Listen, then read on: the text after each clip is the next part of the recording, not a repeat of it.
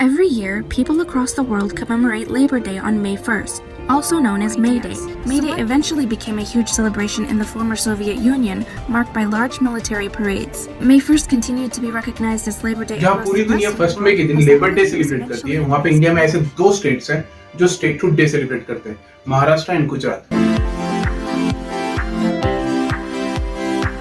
आज दोनों ही state economically बहुत ही ज्यादा स्ट्रांग है और इंडियन जीडीपी में दोनों का कंट्रीब्यूशन बहुत अच्छा है।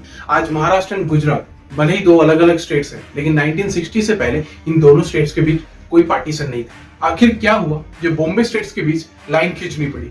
क्यों बनाने पड़े दो अलग अलग स्टेट्स, महाराष्ट्र एंड गुजरात? इसके पीछे जिम्मेदार कौन है? क्या इस सेपरेशन से दोनों स्टेट्स को फायदा हुआ है? इस सारे सवालों के जवाब छुपे हुए बॉम्बे के इतिहास पर। अगर आपने इस चैनल को अभी तक सब्सक्राइब नहीं किया है तो प्लीज इस चैनल को सब्सक्राइब कर दीजिए, क्योंकि आपका एक सिंगल सब्सक्राइब इस चैनल के लिए बहुत बड़ा सपोर्ट बन सकता है। आज भले ही मुंबई को सिटी ऑफ ड्रीम्स कहते हैं, लेकिन 1960 से पहले बॉम्बे स्टेट्स की दुनिया ही अलग थी।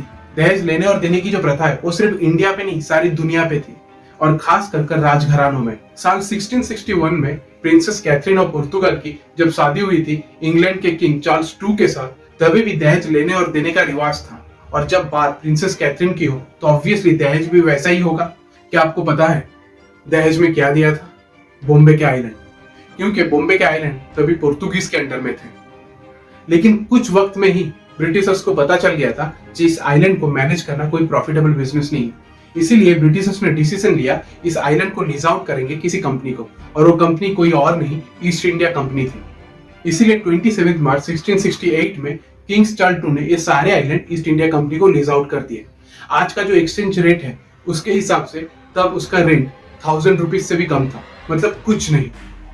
बॉम्बे के सारे आइलैंड ईस्ट इंडिया कंपनी के अंडर में आते ही शुरुआत होती है बॉम्बे प्रेसिडेंसी की। लेकिन 1857 में जब सिपाही विद्रोह हुआ तो ब्रिटिशर्स ने सोचा ये सारे आइलैंड फिर से वापस ले लेंगे ईस्ट इंडिया कंपनी के अंडर से। इसीलिए ये आइलैंड सारे ईस्ट इंडिया कंपनी के अंडर से फिर से ब्रिटिश क्राउन के पास चले आते हैं। आने वाले 60 से 70 सालों में ये बॉम्बे प्रेसिडेंसी धीरे धीरे बहुत ज्यादा एक्सपेंड होती है। आज का महाराष्ट्र, गुजरात, नॉर्दर्न कर्नाटका, इवन पंजाब में जो सिंध है, वो सारे बॉम्बे प्रेसिडेंसी के अंडर में ही थे। याद रखें, हम यहाँ बॉम्बे स्टेट्स की बात कर रहे हैं, और आज की जो मुंबई सिटी है तब उस जमाने में इसका नाम था बॉम्बे सिटी। मतलब एक बॉम्बे स्टेट्स जिसके अंडर में महाराष्ट्र, गुजरात, नॉर्दर्न कर्नाटका और पंजाब के सिंध इलाके भी थे, और उसमें एक सिटी थी जिसका नाम था बॉम्बे सिटी। एक ऐसा वक्त था जब बॉम्बे की रिस्ट्रक्चरिंग शुरू हो चुकी थी। बॉम्बे पहले से एक मल्टीकल्चरल सिटी है, और बॉम्बे जब ईस्ट इंडिया कंपनी के अंडर में था तब उनका एक ही मकसद था बॉम्बे का डेवलपमेंट और बॉम्बे को बिजनेस और ट्रेड का हब बनाना। इसलिए ब्रिटिशर्स ने कुछ गुजराती बिजनेस कम्युनिटीज जैसे पारसी, बनिया, वोरास, इनको रिक्वेस्ट किया वो जैसे बॉम्बे सिटी में शिफ्ट हो जाए। इन कम्युनिटीज और ब्रिटिशर्स के बीच रिलेशन पहले से ही बहुत अच्छा था, क्योंकि ब्रिटिशर्स के टाइम पर वेस्टर्न इंडिया का जो हेडक्वार्टर्स था वो सूरत में था। इन गुजराती ट्रेडिंग कम्युनिटीज का बिजनेस नेटवर्क था बहुत अच्छा, और ब्रिटिशर्स को लगता था इसी नेटवर्क को यूज कर पाएंगे वो बॉम्बे के डेवलपमेंट के लिए। और इन गुजराती कम्युनिटीज का एक रेपुटेशन था, इनकी मार्केट में पकड़ बहुत अच्छी थी और ये लोग बहुत ट्रस्टवर्दी भी थे। और इससे पहले भी गुजराती कम्युनिटीज ने ब्रिटिशर्स की मदद की थी साउथ एशियन के कुछ कंट्रीज में और अफ्रीकन कंट्रीज में अपने ट्रेडिंग को, अपने बिजनेस को एक्सपेंड करने के लिए। इसीलिए जहां एक तरफ बॉम्बे में बिजनेस की पकड़ चली गई थी गुजरातीज के हाथ में, दूसरी तरफ लेबर क्लास में आते थे मराठी, क्योंकि मराठी सोसाइटी में लिटरेसी की रेट बहुत ही कम थी कंपेयर टू गुजराती सोसाइटीज। जहां एक तरफ गुजराती कम्युनिटीज धीरे धीरे बॉम्बे शिफ्ट हो रही थी और बॉम्बे में ट्रेडिंग की पकड़ को मजबूत कर रही थी, दूसरी तरफ नेहरू जी और वल्लभ भाई पटेल जी इंडिया के फ्यूचर को लेके बहुत ही ज्यादा वरीड थे, क्योंकि तब तक देश के डिफरेंट एरियाज में देश को लैंग्वेज के वेरिएंट पे अलग स्टेट बनाने की मांग बहुत ही ज्यादा बढ़ चुकी थी। लेकिन नेहरू जी और पटेल जी इससे सहमत नहीं थे। उनका मानना था अगर ऐसा होता है तो पूरे देश में इंस्टेबिलिटी बहुत ज्यादा बढ़ सकती है। लेकिन तब तक बॉम्बे के मराठी स्पीकिंग रीजन में जी के मधोलकर के अंडर में एक संस्था की शुरुआत हो चुकी थी, संयुक्त महाराष्ट्र परिषद। बॉम्बे के मराठी स्पीकिंग रीजन में इनकी पकड़ बहुत ज्यादा अच्छी थी। इनका एक ही डिमांड था, यूनाइटेड महाराष्ट्र और बॉम्बे सिटी को एज ए कैपिटल बनाना। इसे देख दूसरी तरफ अलग गुजरात के लिए गुजरातीस ने भी महागुजरात के कॉन्सेप्ट को एडॉप्ट करना शुरू कर दिया था। इस कॉन्सेप्ट की शुरुआत की थी कन्हैयालाल मुंशी जी ने, जो एक राइटर, एक्टिविस्ट और पॉलिटिशियन भी थे। और इस कॉन्सेप्ट का जिक्र पहली बार हुआ था साल 1937 में, जब कराची में गुजराती सत्य परिषद की बैठक हुई थी। गुजराती कम्युनिटीज कभी भी बॉम्बे को लूज नहीं करना चाहते, क्योंकि बॉम्बे के डेवलपमेंट में सबसे ज्यादा कंट्रीब्यूशन इस गुजराती बिजनेस कम्युनिटीज का ही था और इतने सालों में धीरे धीरे बॉम्बे के साथ उनका एक अपनापन भी जुड़ चुका था। लेकिन देश के अलग अलग हिस्सों में लैंग्वेज के आधार पर अलग स्टेट बनाने की डिमांड बहुत ज्यादा बढ़ने लगी थी, स्पेशली जब 1936 में ओडिशा को अलग किया गया बिहार से लैंग्वेज के आधार पर। महात्मा गांधी, बाल गंगाधर तिलक ऐसे लीडर्स को लगता था इंडिया को लैंग्वेज के आधार पर डिवाइड कर देना चाहिए, क्योंकि महात्मा गांधी जी का मानना था अगर ऐसा होता है तो कांग्रेस अपनी आवाज को हर एक स्टेट में उसी के लैंग्वेज में स्प्रेड कर पाएगी और इससे कांग्रेस पार्टी का ही फायदा होगा। इसीलिए 1948 में सरकार ने मतलब कांग्रेस पार्टी ने एसके धर के अंडर में एक स्टेट रीऑर्गेनाइजेशन कमेटी की शुरुआत की, जिसका मेन काम था हर एक स्टेट को लैंग्वेज के आधार पे रिकॉग्नाइज करना। लेकिन जब बात बॉम्बे स्टेट की आई तब सरकार के पास एक बहुत बड़ी चुनौती खड़ी हुई। अगर बॉम्बे स्टेट का डिवीजन होता है और दो अलग स्टेट महाराष्ट्र और गुजरात बनाए जाते हैं तो बॉम्बे सिटी किसके साथ जाएगी? तब एक इंसान थे बी.आर. अम्बेडकर जी, जिन्होंने कहा था महाराष्ट्र और बॉम्बे सिटी दोनों अभिन्न है, दोनों को अलग नहीं किया जा सकता और यही वजह थी कि संयुक्त महाराष्ट्र परिषद की शुरुआत हुई।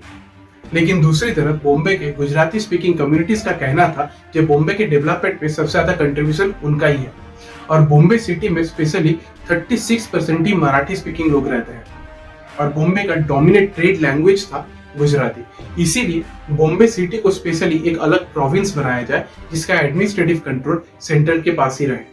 लेकिन एसके दर कमेटी जब इस रिपोर्ट को असेंबली में सबमिट करती है तब इस रिपोर्ट को खारिज कर दिया जाता है, क्योंकि 1948 में लैंग्वेज के वाइज स्टेट को डिवाइड करना मैंडेटरी नहीं था। इसीलिए 1948 में भी बॉम्बे स्टेट अनडिवाइडेड था। लेकिन 1920s में फ्रीडम फाइटर को यह प्रॉमिस किया गया था कि ब्रिटिशर्स इंडिया छोड़ने के बाद लैंग्वेज के आधार पर अलग अलग स्टेट बनाए जाएंगे। इसीलिए सरकार 1953 में the state reorganization act form करती है। लेकिन देश के कुछ जगह पर हालात बहुत खराब थे, सरकार मजबूर थी। स्पेशली फ्रीडम फाइटर श्रीरामुलु के आमरण अनशन के बाद सरकार मजबूर हो गई थी तेलुगु स्पीकिंग लोगों के लिए एक अलग स्टेट बनाने में। इसीलिए 1 अक्टूबर 1953 में मद्रास से तोड़कर एक अलग स्टेट बनाया गया, आंध्र प्रदेश। इसे देख देश के अलग अलग हिस्सों में अलग स्टेट बनाने की डिमांड और ज्यादा बढ़ने लगी, स्पेशली बॉम्बे में, जहां पर एक तरफ संयुक्त महाराष्ट्र परिषद का कहना था यूनाइटेड महाराष्ट्र बनाने के लिए, जहां पे बॉम्बे सिटी बनेगी उसकी कैपिटल, वहां दूसरी तरफ जे.आर.डी. टाटा, रामेश्वर बिरला, पुरुषोत्तम दास ऐसे बड़े बड़े सिटीजन कमेटी के जो मेंबर थे वो नहीं चाहते थे कि बॉम्बे सिटी महाराष्ट्र के अंडर में है। उनका मानना था अगर ऐसा होता है तो महाराष्ट्र के जो बाकी एरियाज हैं उनके डेवलपमेंट के लिए बॉम्बे सिटी के रिसोर्सेस यूज किए जाएंगे, जिसकी वजह से बॉम्बे की इंडस्ट्री बहुत ही ज्यादा इफेक्टेड होगी। 1955 में जब स्टेट रीऑर्गेनाइजेशन एक्ट की रिपोर्ट सबमिट हुई तब उसमें कहा गया देश में टोटल 16 स्टेट और 3 यूनियन टेरिटरीज फॉर्म होनी चाहिए, जिसके आधार पर सरकार ने देश में टोटल 14 स्टेट और 6 यूनियन टेरिटरीज फॉर्म की। लेकिन जब बात बॉम्बे स्टेट्स की आई तब कहा गया बॉम्बे स्टेट एक बाइलैंग्वेज स्टेट्स रहेगा, जिसमें मराठी स्पीकिंग और गुजराती स्पीकिंग रीजन दोनों इंक्लूड रहेंगे। दोनों रीजन के बाउंड्रीज को एक्सटेंड किया गया, जहां पे मराठवाड़ा को मराठी स्पीकिंग रीजन के साथ वहां पर ही सौराष्ट्र और कच्छ को गुजराती स्पीकिंग रीजन के साथ जोड़ दिया गया और मराठी स्पीकिंग रीजन विदर्भ एक अलग स्टेट बनेगा। लेकिन इससे मराठी पीपल बहुत ज्यादा गुस्से में आ गए, इसीलिए नवंबर 1955 में सरकार ने इस प्रपोजल को कैंसिल कर दिया और एक नया प्रपोजल लाया, जिसमें कहा गया महाराष्ट्र और गुजरात दोनों अलग अलग स्टेट्स बनेंगे, जहां पर मराठवाड़ा और विदर्भ को महाराष्ट्र के साथ, सौराष्ट्र और कच्छ को गुजरात के साथ जोड़ दिया गया और स्पेशली बॉम्बे सिटी का एडमिनिस्ट्रेटिव कंट्रोल रहेगा सेंट्रल के पास। लेकिन इसका विरोध किया संयुक्त महाराष्ट्र परिषद ने। उस वक्त बॉम्बे स्टेट के चीफ मिनिस्टर थे मोरारजी देसाई, जो एक गुजराती थे। तो संयुक्त महाराष्ट्र परिषद ने कहा मोरारजी देसाई गुजराती है, इसीलिए वो गुजराती इसका सपोर्ट कर रहे हैं। लेकिन जब finance minister CD. Deshmukh government से इस्तीफा देते हैं, ये कहते हुए कि नेहरू जी सिर्फ बॉम्बे सिटी के अमीर लोगों को ही सपोर्ट करते हैं, तब पूरे बॉम्बे स्टेट में एक वायलेंट प्रोटेस्ट की शुरुआत हुई। लेकिन इस प्रोटेस्ट को कंट्रोल में लाने के लिए पुलिस ने जब ओपन फायरिंग की तब ये प्रोटेस्ट एक लड़ाई बन गई मराठी मासेस और गुजराती कैपिटलिस्ट के बीच, जिसमें बहुत सारे गुजराती के दुकान घर जलाए गए, उसके प्रॉपर्टीज को छीन लिया गया, जिसकी वजह से बहुत गुजराती कम्युनिटीज ने बॉम्बे सिटी को छोड़ दिया और समुद्र के रास्ते कच्छ तक चले गए। इसे देख सरकार ने फैसला लिया जो बॉम्बे स्टेट अनडिवाइडेड ही रहेगा, जिसमें मराठवाड़ा, विदर्भ, सौराष्ट्र और कच्छ सारे एक साथ इंक्लूड रहेंगे।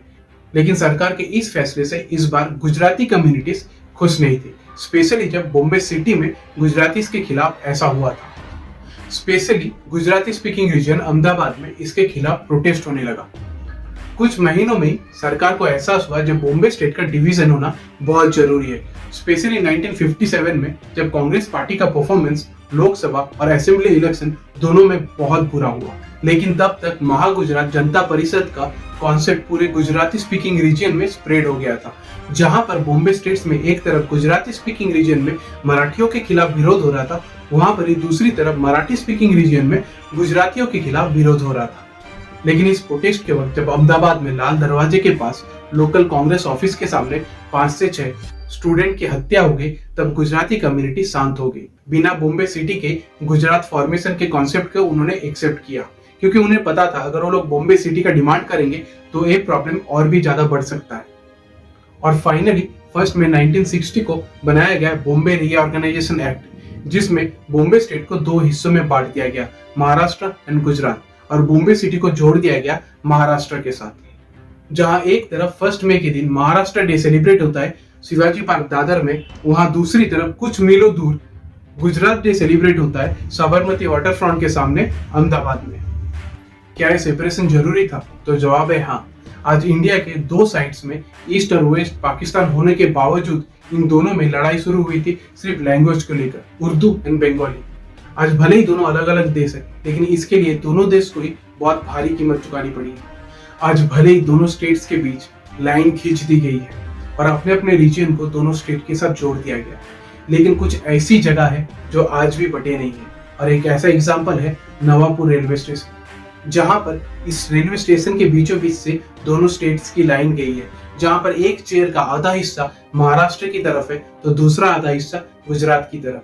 जहां पर पुलिस स्टेशन और टिकट काउंटर महाराष्ट्र की तरफ है, वहां पर स्टेशन मास्टर का ऑफिस, वेटिंग रूम और वॉशरूम गुजरात की तरफ है। अगर आपने ये वीडियो इतना दूर तक देखा है तो प्लीज इस चैनल को सब्सक्राइब कर दीजिए और ऐसे इंफॉर्मेटिव वीडियोस के लिए बेल बटन को प्रेस कर दीजिए। ऐसे ही लैंग्वेज की प्रॉब्लम कितनी बड़ी हो सकती है, इसके ऊपर भी हमने एक वीडियो बनाया है, north India versus south India. अगर आपने वीडियो नहीं देखा है तो प्लीज ऊपर दिए गए आई बटन में जाकर इस वीडियो को देख सकते हैं, या फिर इस वीडियो के डिस्क्रिप्शन में जो लिंक है उसे क्लिक कर भी आप उस वीडियो को देख सकते हैं।